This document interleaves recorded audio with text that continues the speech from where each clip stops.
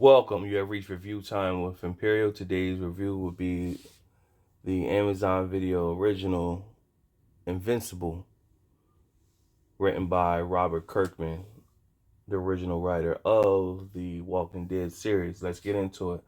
So this is a as you if you're familiar with my channel, when you see me reviewing cartoons, majority of the time a cartoon is just placed in an animated form, but the storyline is really adult, where it could have been made as a movie form. So this is like right there, and it's actually rated like 18 plus. So it's really graphic, no holds barred, and cursing and everything inside of the cartoon. So this is definitely cartoon, even though it's a cartoon, it's not for kids. And this has a heck of a cast. A lot of familiar people in the cast. You got the main character as Invincible is Steven Yen. J.K. Simmons, J.K. Simmons, Omni Man. He does all the farmers dun dun dun dun dun dun dun farmers commercials. Seth Rogen as Alan the Alien. Um, Mark Hamill as Art Rosenbaum. I'm just running down the list. Sandra Oh as Debbie Grayson. She plays as the mom of Invincible. Walton Goggins as Cecil Stedman. Cecil Stedman is the head. He like the Nick Fury of the of this series. He like Nick Fury, how Nick Fury is to the Avengers. Let's go down. You got Corey Payton as Black Samson. Who else on here on this list? Nicole Byer as Vanessa. Mahershala Ali as Titan, and he's Mahershala Ali. He's gonna be playing as the new Blade in the Marvel series. John Hamm as Steve. You got Jeffrey Donovan as Machine Head. Clancy Brown as Damian Dark Darkling. I mean the list goes on. I mean they got Digimon Huso as the Martian Emperor. Chad Coleman. They even got Lenny James. He plays as um Batman. Like, yo, man, they got so many different cast members playing as these roles. Lauren Cohan plays as Wonder Woman. And as you can see, a lot of the characters that they got are from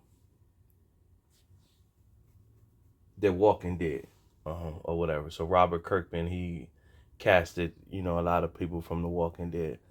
And I'm gonna just give you some backstory with this Steven Yen.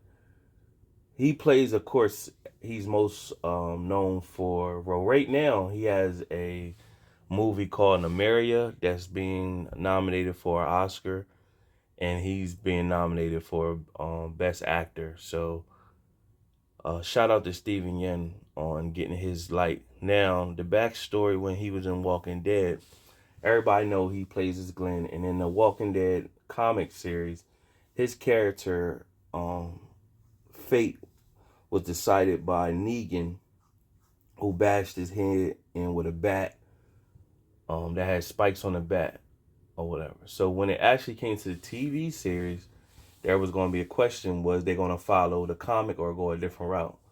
So it is rumored to believe he was told that they were not going to follow the comic and they was going to let him live, since he was such a dynamic actor playing that role, and a lot of people liked that character. But what they did when they filmed who was going to get killed by Negan in the back, they had all of them film a scene that they all got their head bashed in, so nobody would know who was going to get the bat smashing scene from Negan. And this was Negan's introduction to the series. So the build up to this was strong. It was a strong build up. It was season 6. Everybody was anticipating the season finale to find out who was going to get their head bashed in. And AMC missed a strong moment. At this time, you had Game of Thrones they could have competed with Game of Thrones if they would have completed the season finale. What they elected to do was get everybody anticipated to the season finale, got to the season finale, and left a huge cliffhanger where it didn't show who got killed. It just showed the screen went black, and then you heard the smashing, and it went off. So people had to sit a whole summer anticipating on who actually got their head bashed in. But the fan, instead of that, worked against them because the fans, it was too much of a build up to not put that in. And then you should have put that scene in, and then when the next season started, people would have came right back and tuned in because they wanted to see the aftermath of what they just watched. But they had a moment to seize the moment. They should have showed that. They should have showed what happened, seized the moment. It was just so much of a letdown that it messed their ratings up, and really they lost a strong fan base from that or whatever. I mean, you live and you learn, but they really fumbled the ball on that. That was the moment of Game of Thrones. They could have competed at that time with Game of Thrones as being one of the #1 shows that ever come out. So nevertheless, that summer, tons of videos, fanfare was coming out. Well, what happened? Who everybody was speculating who actually took, who's going to get killed, who's going to get their head bashed in. We know it's going to be somebody, we just don't know who. So, of course, in the comics, Glenn's character got that death, but it was rumored that he was told they're not going to go that route. They're going to go the route of someone different, and his character would be safe. So he was in good spirits. Okay. When it actually aired on the debut, he was informed that he wasn't. They were going in the direction to kill him. So what they did was they killed Abraham first. He got his head bashed in. And then right after they killed Abraham, Daryl strike that Negan. And when he struck that Negan got pissed and then cracked Glenn's head and then bashed his head. So they put 2 killings. And it was rumored that Steven Yeun, he felt some type way, like kind of felt betrayed. And so a lot of times what happens is if you was a key member of The Walking Dead, they'd bring you back for cameos and like future episodes, like as a ghost type talking to another character. He refused to come back. He never came back and did any type cameos. Most notably when Rick in season 9, right before Rick, when he was like wounded and he was passing out, he was seeing all the old characters that died, and two characters that he didn't see during that time was Steven Yeun, Glenn character, and Carl's character. Most notably, those were 2 characters that you would think he would have ran into while he was fading in and out, but they refused to come back and do a cameo scene or whatever, because they both got the raw deal taken out of the Walking Dead. Well, Glenn not so much, but they still shouldn't have told him that they was going to keep him and then went behind that or whatever. But nevertheless, fast forward to now, Robert Kirkman created this superhero and thought Steven Yeun would be a good person to play it. And so now he's getting his props back pretty much for playing this role. And he was casted, and it's a good series. I think they're going to start launching the series weekly. Amazon launched the first 3 episodes. So I just gave a whole backstory without even talking about what took place in this Invincible series. So this is basically like no different than no different than any other superhero origin story that you didn't heard. Um, it got some similarities from the Justice League, where you might think, this is a fake Justice League. So basically, Mark Grayson is a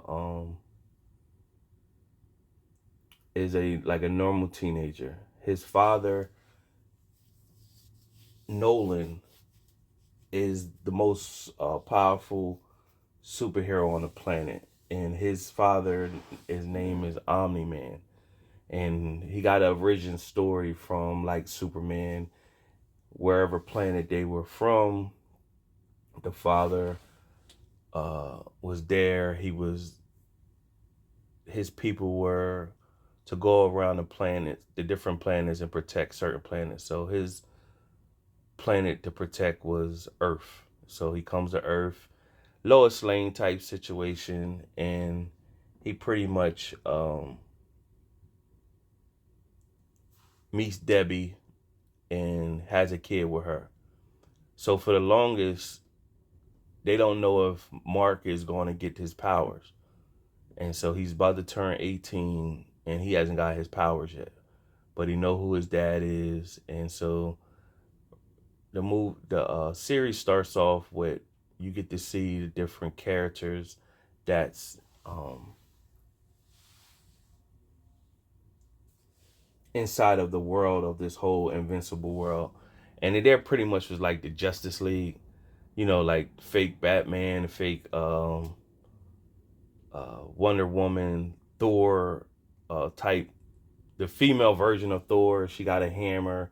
You got a Aquaman, but it's a fish. You got a Flash guy, but it ain't Flash, but just same power. So it's like a fake Justice League that you see, and Omni Man is not really hit of them. He's affiliated with them, but he's not really one of them. So they're called the Guardians. And Mark, he hasn't got his powers yet, so he's kind of down on himself because he want to be like his dad, and he hasn't got his powers. And they said one day it'll happen for you. So right before he's going to turn 18, he was at work, and he was taking out the trash. And when he went to take out the trash, he went to go toss the bag of trash into the trash, and he ended up tossing it away in space.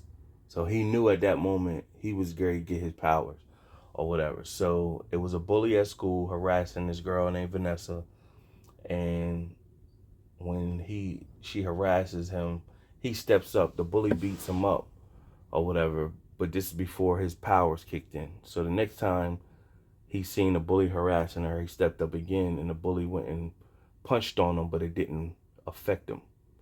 And it didn't affect him because now he had his powers or whatever. So in the middle of the night, one night, he can't stop sleeping. And he's like, man, I got to get these powers. Am I going to be able to fly? So he jumps off the roof of the house. And before you know it, he could fly. But of course, he's getting these powers for the first time. He doesn't know how to handle them. So he flies up into space, and he doesn't know how to control it. So he almost hit a plane, and he doesn't know how to control it. And he went up in space, and of course he passed out in the space, and then it was headed back down to Earth. And by the time he came to, he ended up falling into the ground, made a big pothole or whatever. But of course, he got superpowers, so it didn't affect him or whatever. So he pretty much told his dad and the mom that he got his powers. The dad was kind of like, was hoping that it skipped him.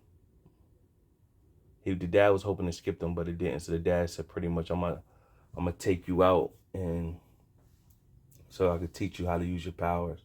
So the dad was going hard on him, giving him a tough lesson, and the dad kind of punched him pretty hard, and it kind of discouraged him. and pissed him, made him mad. The mom was like, well, what happened? And then the mom looked at it, the dad kind of pushed him too hard. Now, what you see from the dad, you see the dad is not as, like, you know, got the best behavior as you would think he should have, like how Superman or whatever. He got like an evil streak to him. Because at one time he raises his voice at the mom and she's like, who you, like, why you talking to me like that? And he pretty much was like, he came back too and like, oh, I apologize.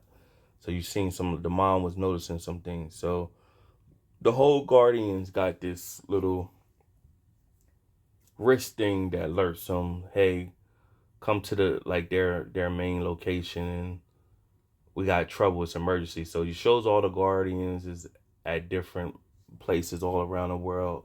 When they get this alert, they all come to the place. When they come to the place, you see Omni Man show up. And Omni Man, so this is all going on in the first episode. Now at the end of the episode, this is what happened. And you don't see this coming. Omni Man battles all of them. He comes in and he goes off and he got all these powers and they all trying to take him on, but he's killing them right off the back. He punching their heads off. I mean, you see all this is graphic too. Knock their head off, uses his beam to fry people, crushes their heads. And so at one point they like hold him and they like, we can't do this, but look what he just did. We can't let him go. So they use their powers to try to beat him up. So they beat him up real bad.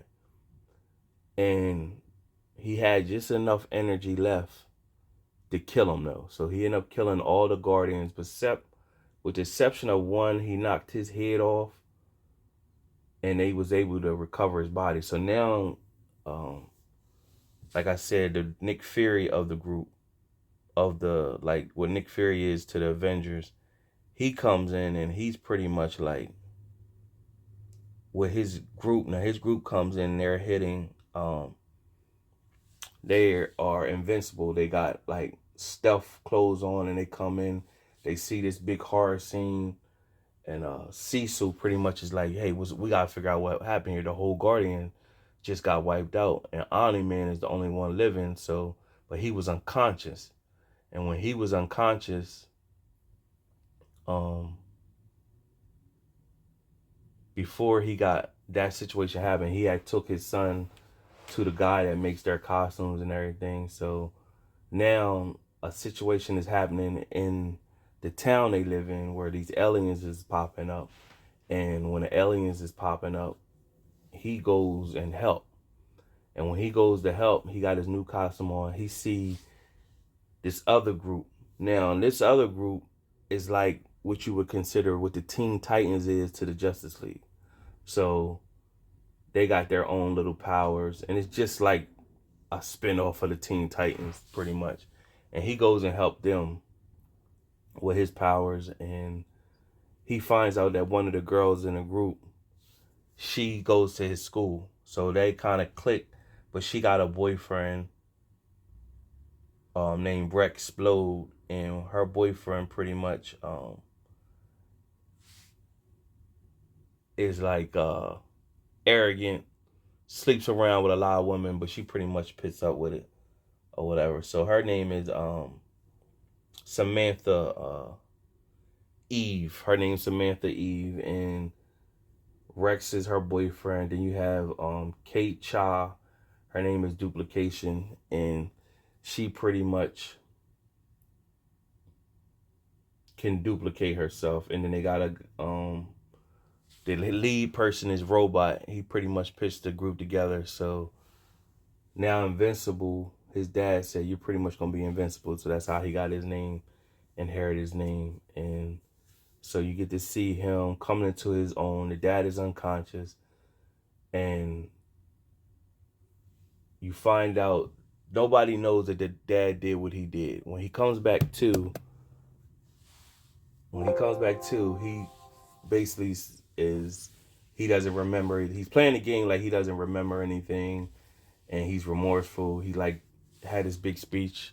I wasn't one of the Guardians, but I was basically affiliated with him, and You know, they were great people, but other people will rise and be able to protect the world. I'm still here for the world, and pretty much. Now, Cecil contacts a fake Hellboy, like the character Hellboy, as a detective, and he pretty much comes from hell, but uh,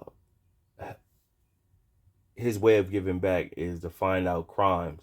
So he already suspects that Omni Man ain't saying what actually really happened, and he already has suspicion. And the wife has suspicion too, but she's really not engaging on his suspicion at the moment.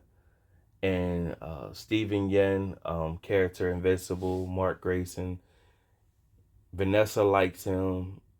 He likes her, but he also likes Samantha Eve as well. Samantha Eve finds Rex cheated on her, and so she goes in to get with Mark, but she flies up to his window, but she sees that he's getting intimate with Vanessa, so that kind of pushed her away, and she end up. It looks like she's getting back with Rex or whatever. So it's a good series. I like it. It shows up to 3 episodes. That's so far what has taken place with the first 3 episodes. I think going forward they're gonna do this like the boys. Like the boys showed the first 4 episodes, and that then after that it was like a weekly episode. So I believe this is how this is gonna be. It's gonna provide the first 3 episodes, and then after that it'll be weekly episodes from here. So the first 3 episodes was good. I just gave you an overall of everything that took place within the first 3 episodes. It's intriguing enough to keep watching. Subscribe to the channel, like the video, comment if you're familiar with the Invincible series before it actually became. If you're familiar with the comic before it actually became a series. Till next time.